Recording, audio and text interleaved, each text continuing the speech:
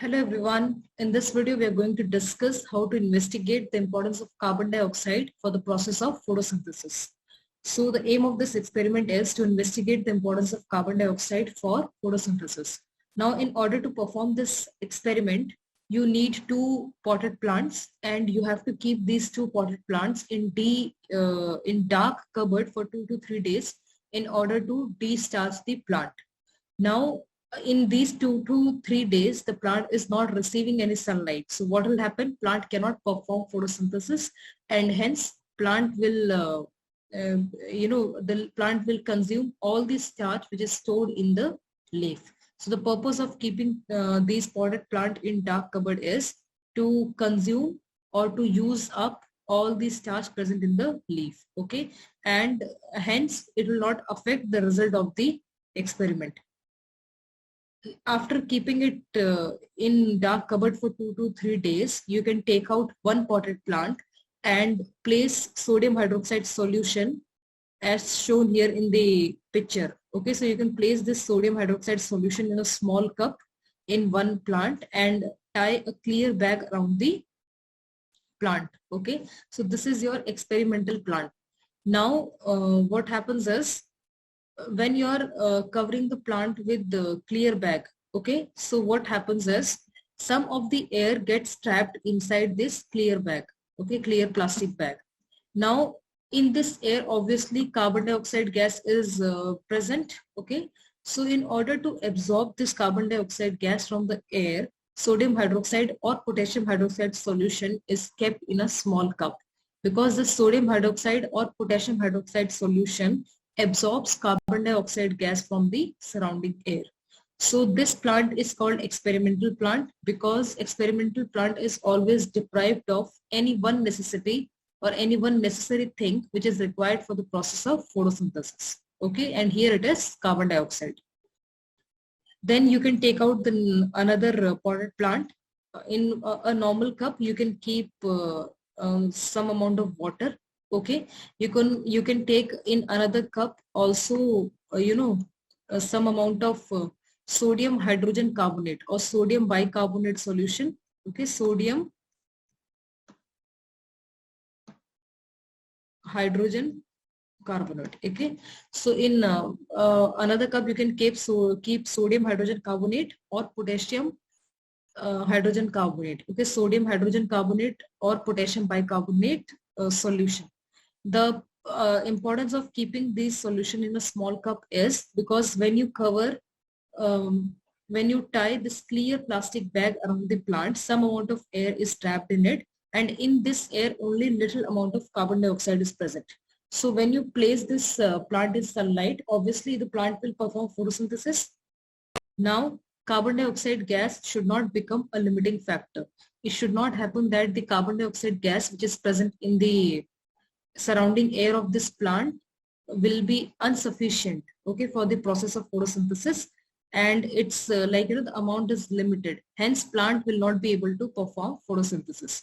So the sodium hydrogen carbonate or potassium hydrogen carbonate solution is kept in a small cup because this solution releases carbon dioxide gas in the air, and this plant is known as control plant because this plant has got all the necessary things or all the necessary things required for the process of photosynthesis. And with this plant, we are going to compare the result of the experimental plant. After completely setting up your experimental and control plant, place both your setups in bright sunlight for several hours. Okay, and later on, after several hours, pluck one leaf from both the plants and test the presence of starch in those leaves by using these steps. So you're already aware, we have discussed in previous videos that first you have to boil leaf in water. We boil leaf in water to break cell membrane and to stop any chemical or metabolic reactions which is going on in cytoplasm of the cell. Second, you have to boil leaf in alcohol. We boil leaf in alcohol by placing it in hot water bath because alcohol or ethanol is highly flammable and it's volatile substance. So we boil leaf in ethanol in order to decolorize the leaf. All chlorophyll from the leaf gets removed after it is being boiled in alcohol. Okay, decolorization is important so that the color of chlorophyll should not mask the color of iodine solution. Next, after boiling leaf in alcohol, the leaf gets brittle. So dip leaf in cold water for a few seconds so that leaf can become soft again. Okay. Next, after the leaf gets soft, spread this leaf on petri dish and pour iodine solution on the leaf. Okay. So if starch is absent, what will happen? You will get blue. You'll get this brown, yellowish brown or orange color. Okay, orange color of the iodine solution. But if starch is present, you will get this blue black color as it's shown here in the picture. So the result of this experiment would be the leaf from experimental plant. Okay, leaf from experimental plant is deprived of carbon dioxide gas. Okay, so what will happen? Because of the absence of carbon dioxide gas, the experimental plant has not performed photosynthesis. Okay, so the leaf of this experimental plant will show you orange brown or yellowish brown color. Fine, because no photosynthesis was taken place here due to the absence of carbon dioxide gas. But when you will test the starch in a leaf from control plant, that leaf will show you blue black color. Why? Because the control plant has got all the necessary things required for the process of photosynthesis, and hence the plant has performed photosynthesis and starch presence could be detected in the leaves of control plant. Now after you pour iodine solution on these two leaves, if no starch is present, you get here like yellowish brown color, and if starch is present, you get blue black color. Now I'll show you one small video on this experiment. With this video, you will understand that this entire experiment could be done by using one single potted plant also. In this experiment, we are only using the experimental plant. Okay, there's no control plant. But the other leaves of one single potted plant can act as control, and one leaf can act as the experimental leaf. Fine. So let's begin. This is the experiment to prove that carbon dioxide is essential for the process of photosynthesis. Now materials required for this experiment is one potted plant, potassium hydroxide, it could be sodium hydroxide also, glass bottle, iodine solution, then we need grease, we need split cork, and we also need clips. Okay, you have to take a potted plant with long and narrow leaves because it will be easy to insert this long and narrow leaf in the glass bottle. You have to keep it in dark place for 2 to 3 days so that all the starch can get used up or utilized from the leaves of this potted plant.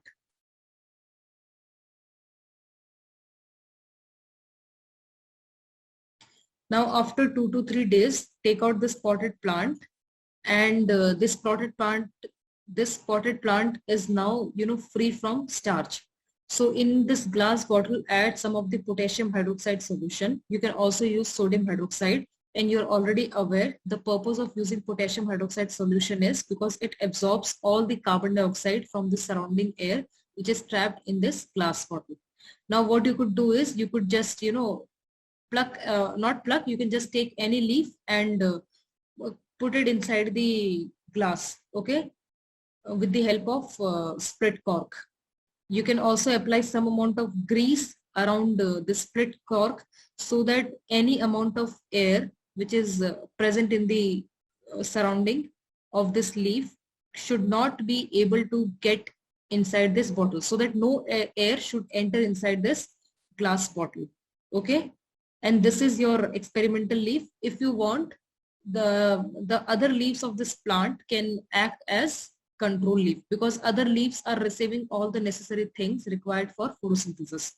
After arranging this setup, keep it in bright sunlight for several hours, and then you can test this leaf for the presence of starch in it. So first you have to boil leaf in water, and then you have to boil leaf in alcohol. Boiling leaf in alcohol will make it pale yellow in color because it will decolorize the leaf completely. Okay. So here we have kept the setup in bright sunlight for 4 to 5 hours. Now you can detach this leaf from the plant and test it for the presence of starch in it. If you'll observe, a half part of the leaf is outside the bottle and half part of the leaf was inside the bottle. So you can note one thing here, that the part of the leaf which was outside the bottle acts as a control, and the part of leaf which was inside the bottle acts as a experimental part. Okay.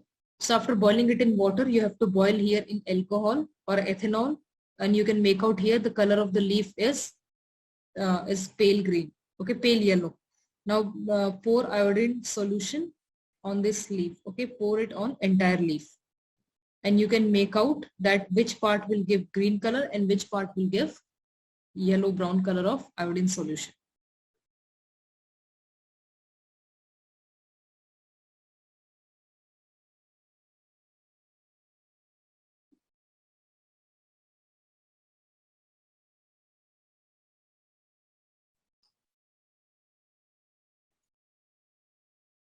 Pour iodine solution on leaf completely. Okay, and after few minutes you can make out that half part of the leaf which was present outside the glass bottle has become completely blue black in color. Okay, and the another half of the leaf which was present inside the bottle shows yellowish brown color of the leaf. Okay, color of iodine, yellowish brown color of iodine. So this shows that half part of the leaf which was present outside the bottle has received all necessary things for the process of photosynthesis. Hence the cells have performed photosynthesis and starch was stored in it. Okay, in these cells.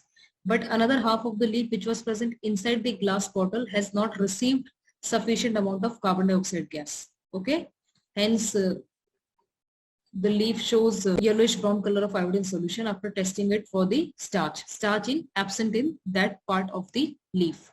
Inside bottle potassium hydroxide was there, which has absorbed all the all the carbon dioxide from the air which was trapped inside the glass bottle. So I hope you guys are clear with this experiment. In next video we will discuss how to demonstrate that the gas which is liberated in the process of photosynthesis is oxygen. Take care till then. Bye bye.